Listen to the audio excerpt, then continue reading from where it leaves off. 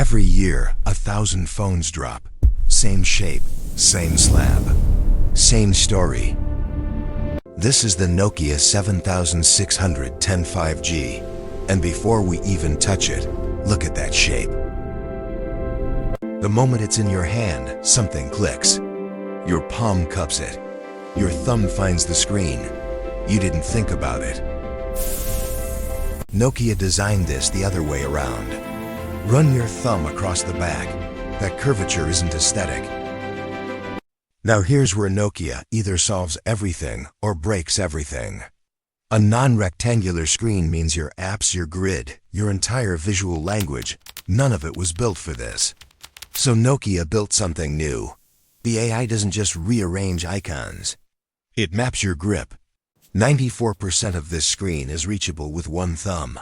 On a phone this size, let that sit for a second.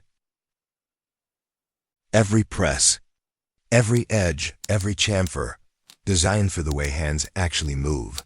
No camera bump. Lay it on a table, it doesn't wobble. Something no rectangular flagship has managed to do in 5 years. In 2004, Nokia made a phone that looked like nothing else. The world wasn't ready. The technology wasn't ready. Sub-6 and umwave 5G, full carrier aggregation. Flat glass meets concrete at a single impact point. All the energy goes straight through. But in this case, the aesthetic and the physics agree. Better cameras, faster chips, thinner bezels.